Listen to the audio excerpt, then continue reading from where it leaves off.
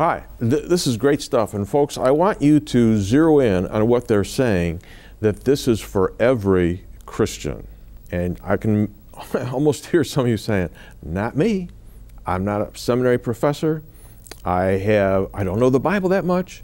I'm not sure I could talk. And Robbie, I want to come to you.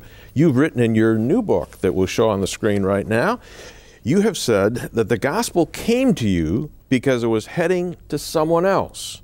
Your salvation was never intended by God to be an end in itself, but a beginning. God saved you to be a conduit through whom His glorious life-changing gospel would flow to others. This is in your book, Growing Up. What did you mean?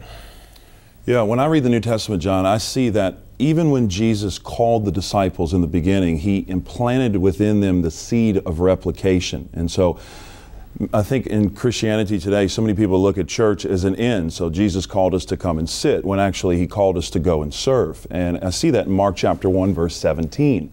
If you remember, Jesus is walking by the Sea of Galilee, He sees some fishermen out there, and He says, "Come follow me, and I will make you fishers of men." And within that call, we see a threefold strategy, in essence, a threefold outline for what it means to be a disciple. The first thing is a disciple follows Jesus. Come follow me. Not following a church or a system or a religion or a denomination, we're following Christ. The second thing we see is the disciple is formed by Jesus.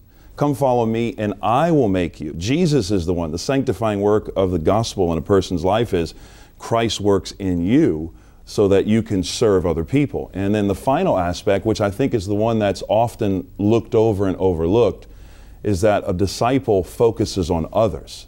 So the Christian life is not just about us, our lives having a ticket into heaven, so to speak, to be transported into the spiritual by and by, like so many Christians think, is not the end of the Christian life or the goal of the Christian life, although that's a byproduct. Praise God for that. Mm-hmm. But that God calls us, He forms us, and then we're supposed to be focused on other people. And so for me, discipleship without replication is not discipleship, true discipleship.